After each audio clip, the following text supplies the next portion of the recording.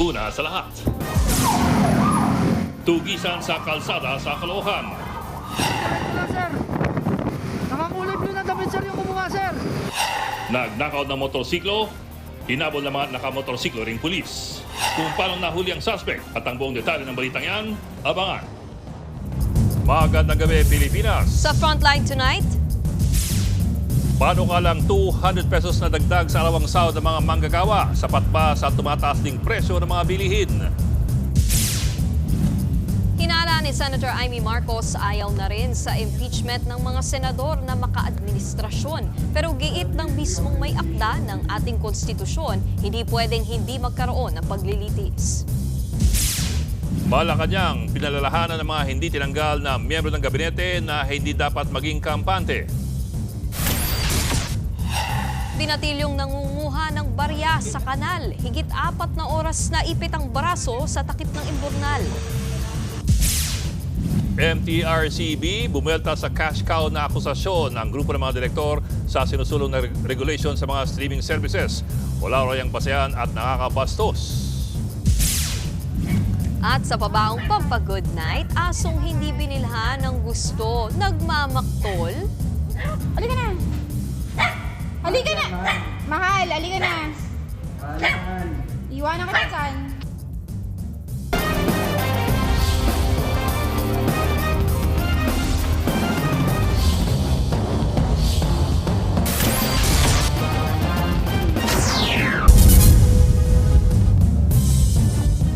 Maaring tumaas ang mga sweldo pero mahal naman daw ang bilihin. Yan po ang dinadaig ng ilang manggagawa matapos aprubahan sa Kamara ang 200 pesos na aumento sa sahod.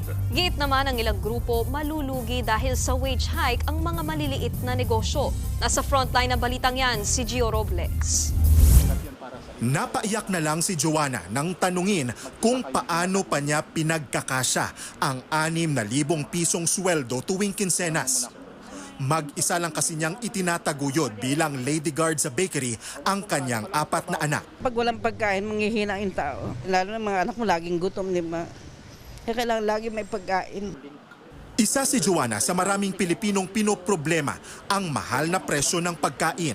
Katunayan, ayon sa Philippine Statistics Authority, patuloy ang pagtaas ng presyo ng karne, isda, seafood, dairy products at itlog. Ito ang dahilan kung bakit nananatili sa 0.7% ang food inflation nitong Mayo. Sa kabuuan, 1.3% ang naitalang inflation sa bansa nitong Mayo. Mas mabagal kumpara sa 1.4% noong Abril. Nakatulong sa paghupa ng taas presyo ang presyuhan sa housing, water at electricity bill, gas at petrolyo. Pero paglilinaw ng gobyerno. So right now we cannot really see that there is a downward, continuous downward movement because there are other items that are actually increasing while most of the items are decreasing. Kaya naman laking tuwa ni Joanna nang aprubahan sa Kamara ang dagdag na 200 pisong arawang sahod ng mga minimum wage earner sa pribadong sektor gaya niya. Ibig sabihin, kung ang isang manggagawa ay nagtatrabaho ng 22 araw sa isang buwan, maaari siyang makatanggap ng dagdag na 4,400 pesos kada buwan. Malaking tulong naman daw ito kay Joanna, pero Napapansin ko, tataas nga sweldo, ang mga bilihin tumataas. Parang baliwala din yung pagtaas ng sweldo. Hindi kasya. mas mataas ang hirit ng Kamara sa ipinasa ng Senado noong nakaraang taon na 100 pesos across the board na wage hike.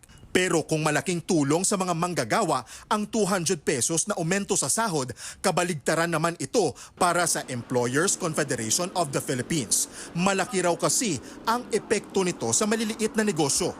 Kulelat na nga tayo sa investment, kulelat na nga tayo sa tourism. Mayroong mga problema tayo hindi pa nasosol.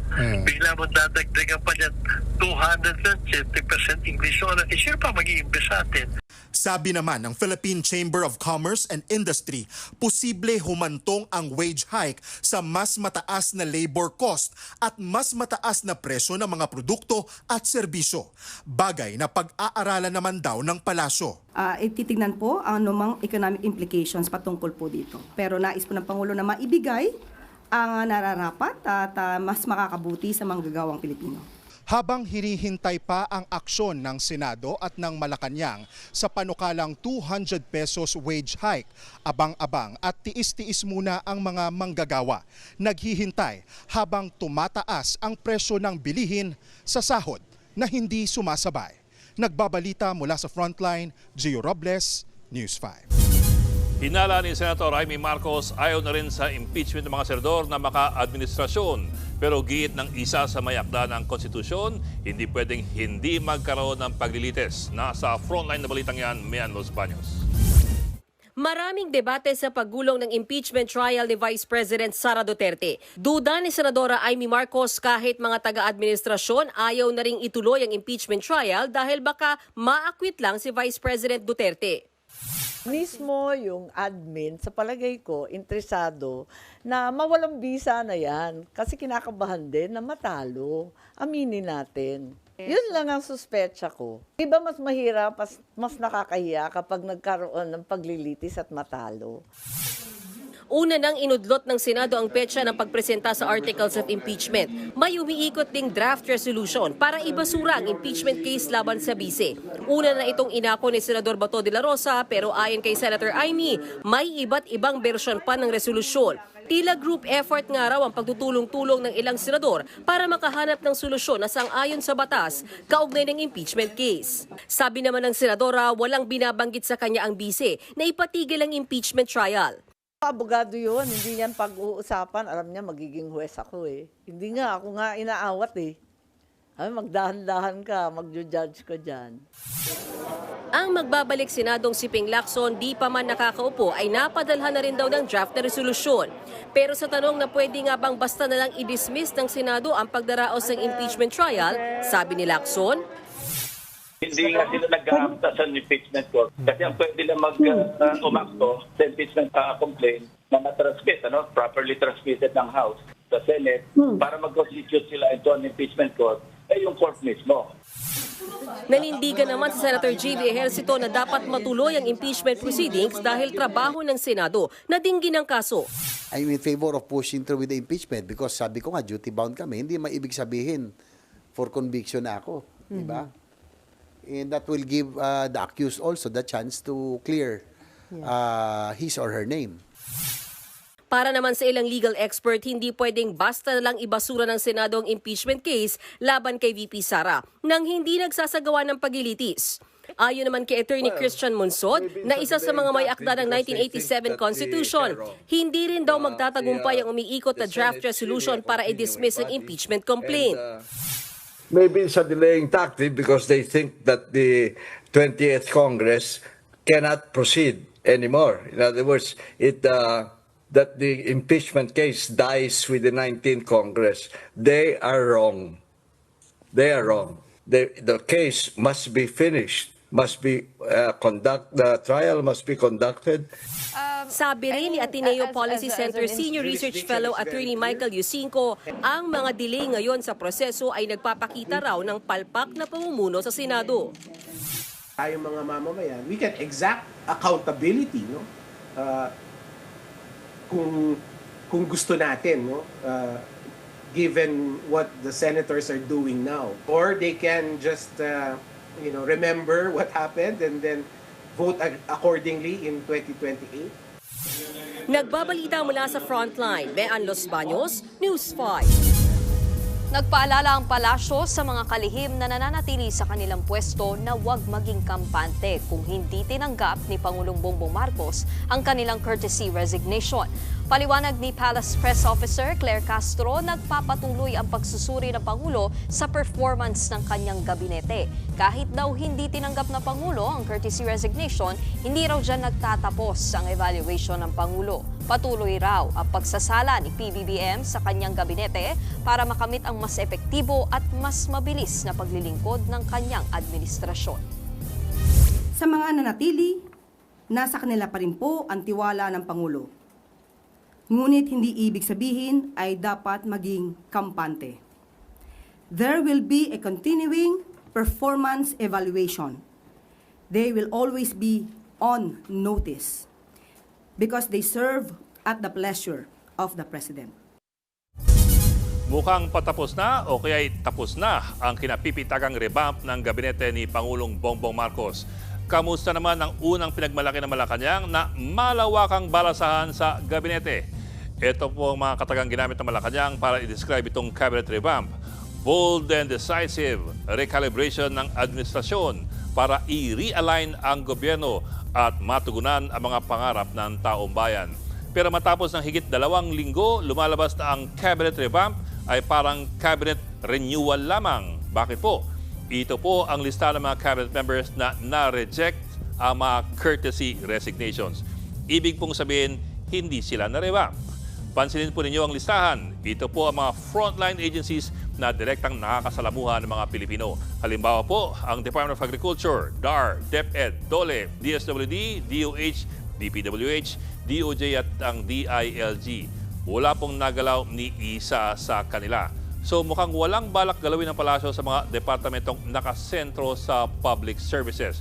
Ito pa, primero sa mga alalahanin ng taong bayan ay mga issue sa bulsa at sa tiyan, ekonomiya, trabaho, taas presyo ng mga produkto. Pero ang economic team ng Pangulo wala ring nagalaw. DTI, DBM, DOF or Department of Finance at yung DepDev, ang Department of Economy, Planning and Development. Retain po silang lahat. So, sino lamang talaga ang nagalaw dito sa malawakang revamp? Hindi po malawak ang listahan. Ang DENR, DFA, Housing at ang Solicitor General. Ito pa, konting konsuelo. Tinanggap rin ng resignation letters ng mga presidential advisors on urban poor, the Visayas, Muslim affairs at special concerns. Ang komento tuloy ng ilan, abay, meron palang mga ganong posisyon. Hindi natin namalayan na nandun sila at sila pa ang napalitan.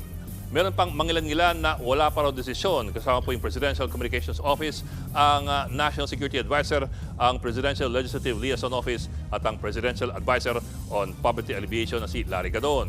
Pero sa suma total, halos tapos na po ang kinapipitagang cabinet revamp kung saan halos lahat naman ay na-retain. Korte na ang naghain ng not guilty plea para kay dating Congressman Arnolfo Teves Jr. na nahaharap sa kasong illegal possession of firearms and explosives. Tumanggi kasing magsalita ang dating kongresista sa kanyang arraignment sa Manila Regional Trial Court Branch 12. March 2023 nang salakayin ng PNP-CIDG ang bahay ni Teves sa Negros Oriental at nakumpiska roon ang mga hindi lisensyadong armas at pampasabog. Plano naman ng kampo ni Teves na maghain ng petisyon para makapagpiyansa. Noong 1 linggo, inaresto si Teves sa Timor-Leste at ipinadeport pabalik ng Pilipinas. Siya rin ang itinuturong utak sa pagpatay kay dating Negros Oriental Governor Roel Degamo. Sumama ang News 5 sa pagpapatrolya sa ilang pamosong isla sa West Philippine Sea. Sa kabila naman ng pagmanman ng China, tuloy pa rin daw sa pagtindig doon ang ating mga sundalo. Nasa frontline ng balitang yan si Brian Castillo. Sakay ng rubber boat, sinalubong namin ang naglalakihang mga alon para makasakay sa BRP Andres Bonifacio na nakahinto malapit sa Pag-asa Island. Una naming narating ang Parola Island, ang pinakamalayong isla na bahagi ng Kalayaan Island Group sa West Philippine Sea. Nasa labas na ito ng 200 nautical miles exclusive economic zone, pero ang Pilipinas ang siyang umuokupa dito. Yung siyam na features na to, no, ay tinatauhan natin ng miyembro ng Sandatahang Lakas ng Pilipinas to assert our sovereignty. 2 kilometro naman mula sa isla ay matatanaw ang Pugad Island na ngayon ay hawak ng bansang Vietnam. Malayo sa sitwasyon sa Parola, kitang-kita ang maraming infrastruktura na ipinatayo ng mga Vietnamese. Pero wala naman daw nangyayaring anumang tensyon sa pagitan ng dalawang bansa.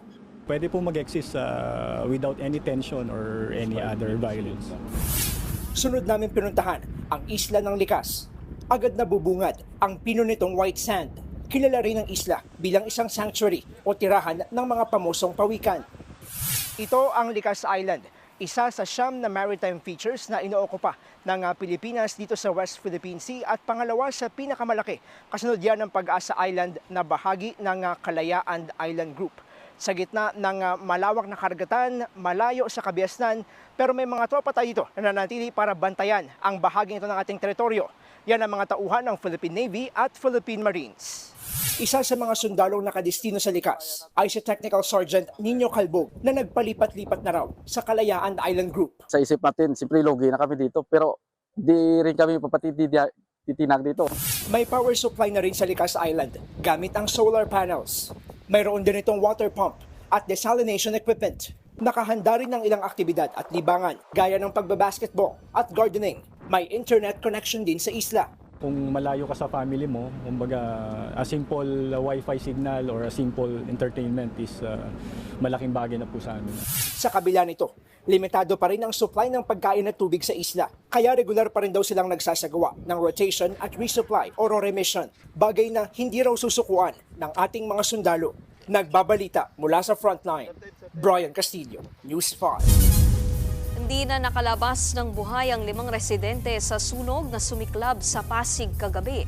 Ang ilan sa mga biktima nahulog pa mula sa bumigay na sahig sa itaas na palapag. Nasa frontline ng balitang yan si Dave Abuel. Binulabog ng nagngangalit na apoy ang mga residente sa Barangay Buting sa Pasig mag-alas 11 kagabi. Ang ilan, sa kagustuhang makalikas agad, wala nang naisalbang gamit. Gaya ni Luz Biminda Pasuhel na bukod sa mga nakatapo, tanging alagang aso at ilang damit lang ang nailabas sa natupok nilang bahay. Nagsisigaw po itong mga apo ko, lola, sabi niya, sunog. Hindi po ako naniwala. Sabi ko, hindi. Sabi ko, malayo pa yon, ganun ako.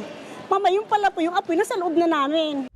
Ayon sa Bureau of Fire Protection, higit 1 oras tumagal ang sunog. 5 ang kumpirmadong namatay. Kabilang ang 39 years old na ginang at 2 niyang anak na edad 1 at 11. Nangungupahan sila sa ikatlong palapag ng nasunog na residential building. Bumigay ang sahig ng kanilang tinutuluyan kaya nahulog sila. Sa second floor na po nakita, tapos yung 1-year-old baby is sa ground floor na po. Sa loob naman ng banyo sa 4th floor nakita ang bangkay ng mag-amang nangungupahan sa katabing gusali. Maybe sa iniisip nila, CR is the best choice para magtago kasi may tubig. But it happened, na-suffocate, hindi na nakalabas hanggang na-trap na rin sila. Ayon sa BFP, 5 bahay ang natupok sa sunog. Sa covered court muna ng barangay pansamantalang nanunuluyan ang 12 pamilyang naapektuhan ng sunog. Aabot sa 600,000 pesos ang pinsala sa mga ari-arian, pero inaalam pa rin ang mitsa ng apoy. Nagbabalita mula sa frontline, Dave Abuel, News 5. Kaliwat ka ng insidente ng pamamaril ang bumulabog sa ilang bahagi ng bansa. Sa Cebu City, pinagbabaril ng riding in tandem ang isang lalaking hinihinalang asset ng pulis. Yan ang ipapa sa frontline report ni John Aloa. Duguan ang katawan at nakahandusay sa loob ng tindahan. Yan ang sinapit ng 42 anyos na lalaki matapos pagbabarilin sa Barangay Busay, Cebu City kagabi. Naiwan pa ang bala sa pintuan ng tindahan. Kinilala ang biktima na si Joseph Pares. Ayon sa may-ari ng tindahan, nakatambay lang ang lalaki sa labas nang biglang pagbabaril ng gunman na nakamotor. Nagawa pa niyang magtago sa tindahan matapos tamaan sa braso at dibdib. Isinugod ang biktima sa ospital at kasulukuyang pang nagpapagaling. Base sa investigasyon, posibleng tinarget ang biktima dahil pinagdududahan umano siyang asset ng mga pulis. Patuloy ang pagtugis sa suspect. Bulagta naman ang lalaking yan sa loob ng kanyang meat shop sa Barangay San Juan sa Pili, Camarines Sur. Dead on the spot ang biktima na kinilalang si Nerio Brazal, incumbent na chairman ng barangay sa lugar. Base sa investigasyon, pinagbabaril siya ng riding in tandem habang nagbabantay sa tindahan. Inaalam pa ng mga pulis kung may koneksyon sa politika ang pamamaril. Tatakbo daw ulit si Brazal bilang punong barangay ngayong Desyembre. Patuloy pang tinutugis ang suspect. Nagbabalita mula sa frontline, John Arua, News 5.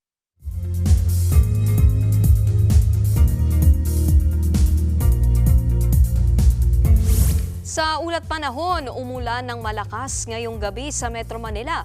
Bumaha sa Espanya kaya bumigat ang traffic. Ayon sa Pag-asa, hanging habagat ang nagpapaulan sa Metro Manila.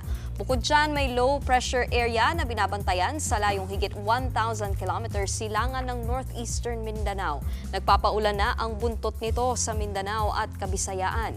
Ayon sa Pag-asa, sa ngayon ay mababa pa ang tsansa nito na maging bagyo.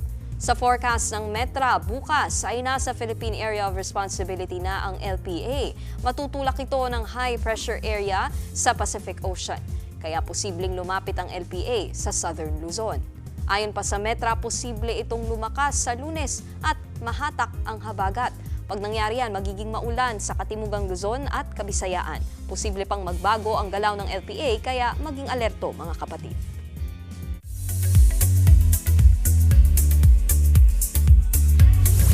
Showbiz Tonight na tayo. Kakaibang Robin Angeles ang mapapanood sa bagong Viva series na Seducing Drake Palma. Napalaban nga raw ng husto sa aktingan si Robin. Ipinakilala na rin ang mga makakasama ni Robin sa bagong Viva series. Kabilang dyan sina Angela Muji, Rafa Victorino, Sarah Jo, GAT member Ethan at ang kapatid star na si Dylan Menor. Mapapanood na ang Seducing Drake Palma sa June 15 sa Viva One. Ngayon lang ako umiyak ng ganun kasakit. Ay, wow. May scene ako na ganun. Usapang Hollywood naman tayo. Inilabas na ang trailer para sa musical fantasy movie na Wicked for Good.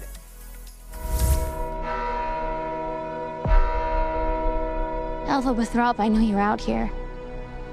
Just come in before the monkeys spot you.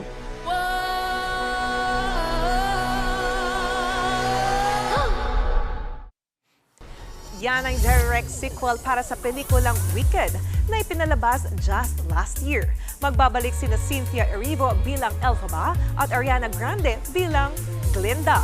Sa movie, si Elphaba ang naging Wicked Witch of the West at namumuhay in exile sa forest.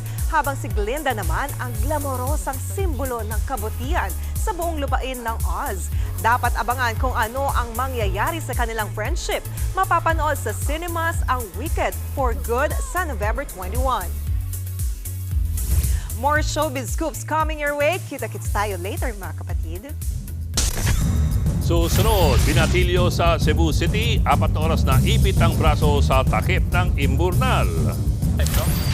Driver ng truck naipit sa kasalubong niyang bus sa Cagayan de Oro City. Motor napper na habol ng pulis at biktima sa Caloocan City. At MTRCB bumuelta na sa paratang ng grupo ng mga direktor na namemera lang daw sila. Magbabalik pa ang Frontline Tonight.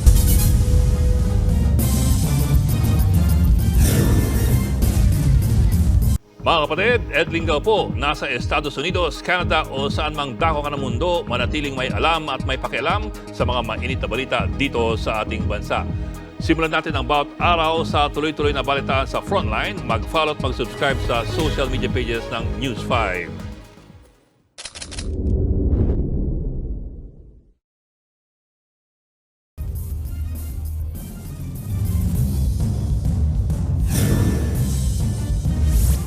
Nahuli ang sawangyan sa Barangay Pembo sa Taguig. Madaling araw kanina na may ispatan ng ahas malapit po sa Pateros River. 10 talampakan ang haba ng sawa. Na-turnover na ito sa Veterinary Center. Nang dahil sa bariyang nasa kanal, 4 na oras na ipit ang braso ng isang binatilyo sa takip ng imburnal sa Cebu City. Ang mga rescuer nahirapan sa pagsagip sa biktima. Nasa frontline ng balitang yan si News 5 Visayas correspondent John Aroa. Agaw eksena ang binatilyong ito sa downtown Cebu City. Ang braso niya na-stuck sa takip ng imburnal.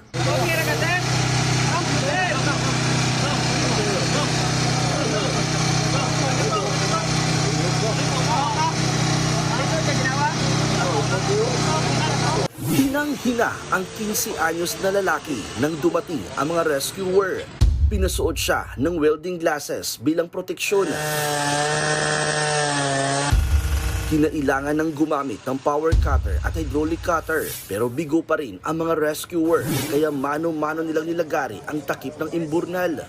Ayaw talaga matanggal kasi yung kamay niya parang lumubo na yung kamay niya sa may bandang baba na kamay. Kung puwersahin namin agad sir, baka mapano yung kamay ng bata. Matapos ang mahigit 4 na oras na ialis sa pagkakaipit ng braso ng binatilyo, ayon sa ilang nakakita, namumulot ng mga barya sa imburnal ang lalaki kasama ang kanyang mga kaibigan. Katunon sila sa nangunguha talaga sila ng barya sa mga kanal para pangkain. Pinuwersa niya kasi ang kamay niya na ipasok, kaya di na nahugot. Di ko alam paano na ipasok niya ang kamay niya sa liit ng butas ng takip ng drainage. Nagpapagaling na ang binatilyo sa ospital dahil sa nakuwang sugat at galos. Agad namang tinakpan ng bato ang imburnal para hindi na maulit pa ang insidente. Nagbabalita mula sa Frontline, John Arua, News 5 Visayas. Hinabol ng mga pulis ang isang lalaking tumangay ng motorsiklo sa Caloocan City. Nasa pool sa video ang aktwal na pagnanakaw at ang mismong pagtugi sa suspect. Nasa frontline na balitang yan si Faith Del Mundo. Tugisan sa kalsada. Sir, diretso lang, sir. Angkas na nagpapatrolyang Police Tactical Motorcycle Riding Unit ang isang lalaking biktima ng motor napping sa Caloocan. Habang hinahabol ang suspect, inilarawan ng biktima ang itsura ng mukha. Nakakulay blue na damit, sir, yung kumuha, sir. Agad na abisuhan ng mga pulis, kaya may mga humarang na sa suspect pagdating sa checkpoint sa monumento. Sa kuha ng CCTV, kitang pinatabi sa gilid ng kalsada ang nakaasul na rider. Nang maabutan ng biktima, kinumpirma niyang ito na nga ang suspect. Sir, ayun yung motor ko, sir. Ayun yung nagnakaw, sir. Ayun yung nakita ko.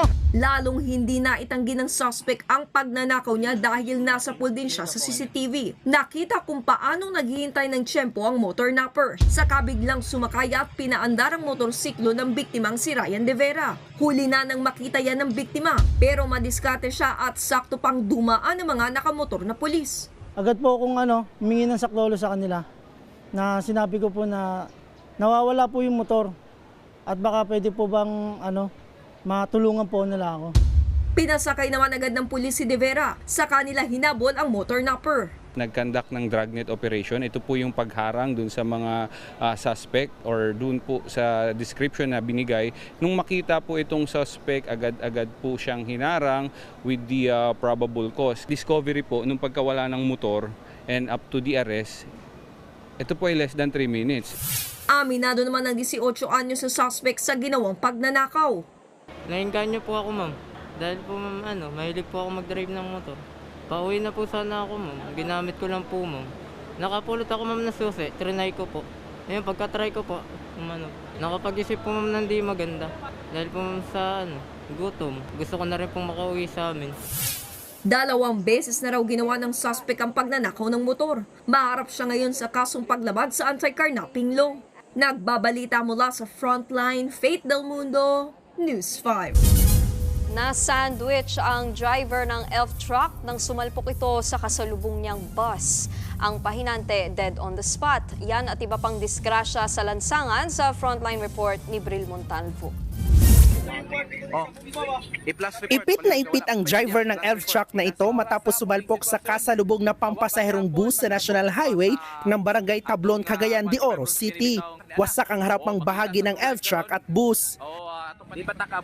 Gumamit pa ng heavy equipment para maalis sa pagkakaipit ang elf truck driver. Agad siyang dinala sa ospital. Pero hindi na nakaligtas ang kanyang pahinante na dead on the spot. 11 pasahero naman ang bus ang sugatan kabilang ang driver na agad dinala sa ospital. Sa investigasyon, nawalan daw ng preno ang elf truck na may kargang soya kaya bumangga sa bus. Nasa kustudiya ng pulis ang bus driver. Isa-isang nilapatan ng first aid ng mga rescuer ang magkakamag-anak na ito matapos mabangga sa puno ng nyog at mahulog sa palayan ang sinasakyang multicab sa Barangay Dalampitan sa Matalam, Cotabato. Pupunta sana ang mga biktima sa burol ng namatay nilang kaanak sa bayan ng Arakan. Bigla na lang daw nagkaproblema ang manibela ng sasakyan hanggang mawala ng kontrol ang driver. Ligtas na ngayon ang mga biktima. Sa Ormoc City, Leyte naman, wasak ang harapan ng kotseng ito matapos bumangga sa trailer truck sa National Highway ng Barangay Dayhagan. Nakahinto ang truck sa highway matapos tumirik. Naglagay daw ng sanga at kahoy bilang warning device. Pero dahil madilim, hindi ito napansin ng kotse kaya bumangga. Wala namang nasaktan. Nagbabalita mula sa Frontline, Bril Montalvo, News 5. Pinalaga ng MTRCB ang pahayag ng Directors Guild of the Philippines na ginagawa raw silang cash cow o pinagkakaperahan lamang ng ahensya. Kaugnay po ito ng sinusulong na pagpapalawig ng kapangyarihan ng ahensya para isailalim din sa kanila ang mga online streaming services. Giit ng MTRCB, may malinaw silang mandato na protektahan ang publiko, lalo na mga bata mula po sa mga nakakasamang content. Pagdating naman sa pag-amenda sa MTRCB Act para sa planong palawigin ng kanilang kapangyarihan, hindi raw nila hinahangad na bigyan ng rating o reviewin ng mga ito. Nais lamang daw nilang matiyak na maaksyonan ang ilang issues sa mga online content gaya po ng child abuse, child exploitation at voyeurism. Matatandang ginit ng DGPI na dagdag pasanin lamang ang panukala lalo na ngayong may kasama ng tax ang subscription sa mga streaming platforms. Mayos na rin daw ang kasalukuyang rating system. Posible raw ito makaapekto sa karapatan ng malayang paghahayag. So, parang in this age where, in Southeast Asia, kailangan ba natin maging the strictest country when it comes to classification? Parang last time I heard, we're still a democracy. Isinusulong ng ilang kongresista na obligahing kumuha ng prangkisa ang social media platforms bago mag-operate dito sa Pilipinas. Pangontra raw ito sa fake news. Kaya ayon kina Presidential Communications Secretary Jay Ruiz at Information and Communications Secretary Henry Aguda, kung hindi kayang mag-fact check ng mga social media platform, dapat na raw silang i-regulate ng gobyerno. Hindi raw kasi ito gaya ng traditional media na sakop ng rules and regulations ng KBP o kapisanan ng mga broadcaster ng Pilipinas. It has to be the government who should give those standards. Tayo ang may responsibilidad. They say we have to, it's a right, free information, a right to information. But that right comes with accurate information. We're not asking for special treatment in the Philippines. We just want them to fairly implement their standards. Pag tinanong nyo pala sila ngayon, sasabihin nila they need regulation. They want the government to put up a law to regulate them. So sila mismo, gusto nilang ma-regulate mismo eh.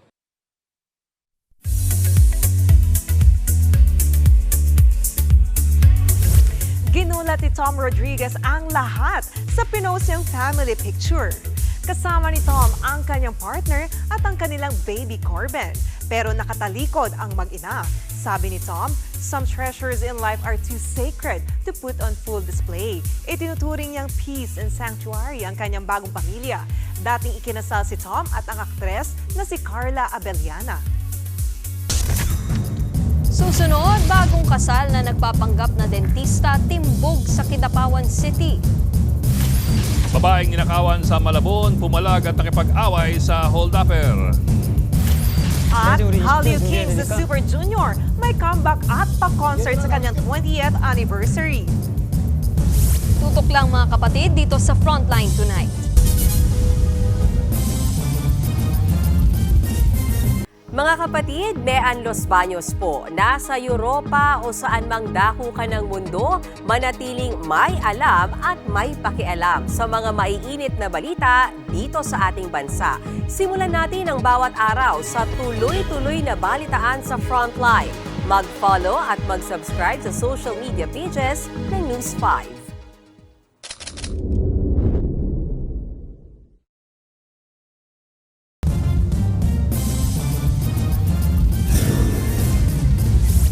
Kuha yan sa Rojas Boulevard. Kita ang isang lalaking palakad-lakad. Maya-maya may kasama na siyang nakabisikleta. Ilang minuto lamang may tinutulak na siyang motorsiklo. Mga hold-upper pala sila. Ayon sa Pasay Police, pinukpok sa ulo ang biktima habang nagpapahinga. Tinangay ang kanyang motor, cellphone at pera sanang pambayad sa ospital ng anak ng biktima. Hindi na nakabayad ang ama at ang masaklap, hindi na naabutang buhay ang anak. Sa tulong ng CCTV, naaresto na ang mga suspect. Sa pool sa video ang pambubuno ng hold-upper at ng ninakawan niyang babae sa isang kainan sa Malabon City. Ang gwardiya tila natulala at walang nagawa. Nasa frontline na balitang yan, Gary De Leon. Nakasilip mula sa pinto ng isang fast food restaurant sa Barangay Longos, Malabon ang lalaking ito nang masapul sa CCTV. Ilan saglit pa, pumasok na siya at nilapitan ang isang babaeng umu-order. Tinutukan niya ito ng patalim at hinold up. Pilit na inagaw ng suspect ang sling bag ng babae. Hindi naman ito binitiwan ng biktima kaya nagpambuno sila hanggang sa umabot sa pinto ng kainan. Tiningnan lang ng CQ ng restaurant ang dalawa. Wala siyang ginawa. Noong time na yon, hindi niya alam na nagkakagulo na siguro. Nung binuksan niya para matignan niya at para malaman niya kung anong nangyayari, dumiretso na rin lumabas tong suspect natin. Tuluyan ng naagaw ng kawatan ng bag at tumakas sakay ng jeep papuntang Caloocan. Sa puntong yan, tila na himasmasan na ang CQ at humingi ng tulong sa mga pulis. Nahabol at inaresto ng mga pulis ang hold-upper na umamin naman sa kanyang krimen. Ang katwiran niya doon, sir, Sa pangangailangan niya, sir, sa pera. Nabawi mula sa kanya ang sling bag at laman nitong 10,000 pesos na cash. Nakumpiska rin ang patalin na ginamit sa pang-hold up. Sinampanan na reklamong robbery hold up ang suspect. Nagbabalita mula sa Frontline, Gary De Leon, News 5. Arestado ang bagong kasal na mag-asawang nag-o-operate ng bogus na dental clinic sa Kidapawan City. Nagpanggap na peking dentista si Mrs. habang assistant niya kuno si Mr. Nasa frontline ng balitang yan si Carrie Cator. Isang lalaki ang nagkunwaring mag-a-avail ng dental package sa bahay na ito sa Kidapawan City, Cotabato. Pinahiga siya ng babaeng nagpakilalang lisensyadong dentista saka sinimulang tingnan ang kanyang ngipin. Sa gilid ng video, hagipang isa pang lalaking nakaupo na assistant umano ng babae. Pagkalipas ng ilang saglit, pinasok na ng mga otoridad ang bahay. Inaresto ang dalawa na napag-alamang bagong kasal pala. Nakumpiska rin sa kanila ang mga cellphone at ilang gamit para sa peking dental procedures. Ayon sa investigasyon, madami na rin ang kanilang mga nabiktima or naging kliyente since more than a year na po silang nag-o-offer online ng mga illegal dental services. Ang alok daw ng mag-asawa sa mga biktima, cleaning, whitening at braces sa halagang 3,500 pesos lang. Sa investigasyon pa ng mga pulis, lumabas na talamak na rin talaga ang ganitong modus sa kanilang lugar. Kaya pinaaalalahanan din ang publiko, mag-ingat at huwag basta-bastang pumatol sa mga serbisyo online.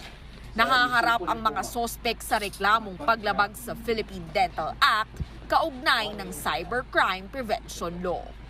Nagbabalita mula sa Frontline, Carrie Cator, News 5. Paiigtingin ng PNP ang pagbabantay sa mga lansang hindi sakop ng No Contact Apprehension Policy o NCAP. Ayon sa Highway Patrol Group, magdadagdag sila ng mga tauhan kahit sa labas ng Metro Manila. Magde-deploy din sila ng mga dagdag na gamit at sasakyan. Paraan din daw ito para matyak na masusunod ng mga pulis ang target na 5-minute response time sa kahit anong insidente. Doon po sa mga probinsya at mga other cities kung meron man, no, na talagang hindi po hagip ng NCAP, talaga pong binuhusan po at bubuhusan pa ng ating pong HPG ng mga personnel. Kung may mga pagkakataon na in-need or mag-escalate pa ng isa pang violation or mas malaki pang violation yung kababayan po nating nag-violate ng ano pong batas patungkol po sa trapiko po natin, no, ay maaari pong mag-assist ang ating pong HPG para po sa agarang pong pag-aresto. Binawi na ng Land Transportation Office ang lisensya ng truck driver na sangkot sa aksidente sa Quezon City kung saan 3 ang nasawi. Ayon sa LTO, hindi na rin ito papayagang makakuha pa ng driver's license. Ipinag-utos siya ng ahensya matapos magpositibo ang driver sa drug test ng Quezon City Police District. Nitong May 28 nang araruhin ng truck ang 5 sasakyan sa Batasan San Mateo Road dahil umano sa pumalyang preno. Kasalukuyang nakakulong ang driver na mahaharap sa kasong paglabag sa Anti-Drug and Drug Driving Act at reckless imprudence resulting in multiple homicides, multiple physical injuries, and multiple damage to property. Abangan na asong nagtantrums dahil pinapaalis sa nagustuhang tent, kinaaliwan online. At Hallyu Kings na Super Junior maglalabas na ng bagong album. Tuloy-tuloy ang balita dito sa Frontline Tonight.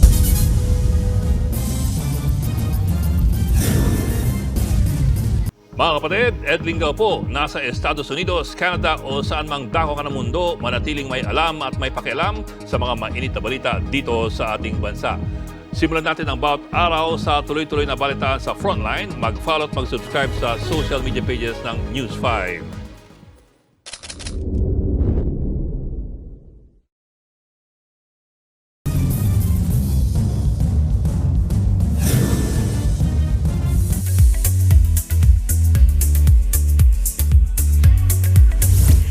Comeback time para sa ilang K-pop group. Kabilang na dyan ang Hallyu Kings na Super Junior. Maglalabas sila ng 12th album na Super Junior 25. This July 8 nila yan ilalabas. Last week lang nang i-anunsyo ng Suju na magtutour ulit sila for their Super Show 10 para sa kanilang 20th anniversary. To be announced pa ang detalye dyan. Speaking of comeback, may bagong music video ang grupong Enhypen. Yan ang Bad Desire. Mala-futuristic vampire with desire ang atake nila dyan.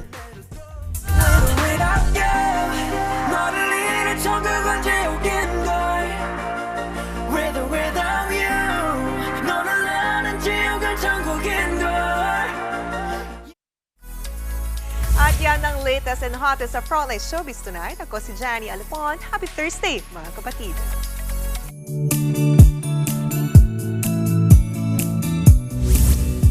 At para naman sa ating pabaong pampa-good night, kakaibang asong nakilala namin online. Kasi nga, Bok, para siyang bata pag nagmamakdol kasi hindi nabigay ang gusto. Hindi ko nga pipiliin yan. Halika na! Halika na!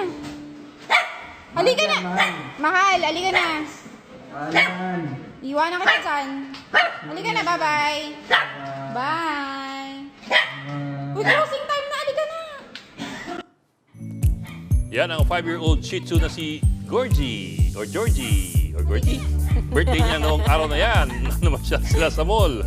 Ang problema, kahit anong pilit ng kanyang fur mom, ayaw niyang lumabas sa nadaanan nilang TP tent na naka-display. Tila nagmamaktol si Georgie at gusto yatang ipabili ang tent. Dahil closing time na noon sa mall, lumapit na ang kanyang fur mom para kunin ang aso. Oh, sorry, Georgie.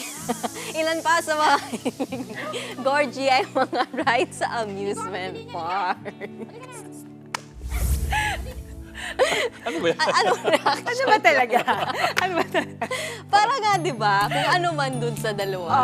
Hindi ko Georgie yun eh. naman ang nag-umpisa. Ay, imagine na yung headline na, aso kumahol, nagmaktol. Yan ang headline. Huwebes nga. Biyernes bukas. Aray ko po. Holiday bukas. Tama. Oh, so wala tayong discuss. Okay. Thursday, Friday bukas. Thursday ngayon. Idil adha bukas. Okay, yan po ang 45 minuto pagkimay sa lagang headlines. Balitaan at diskusyon para sa paghubog ng matalinong opinyon. Kami yung kasangga sa pagbabalita. Sa ngalan po ni Mean Los Baños, ako si Nikki de Guzman. Ako na po si Adlingao. Magandang gabi.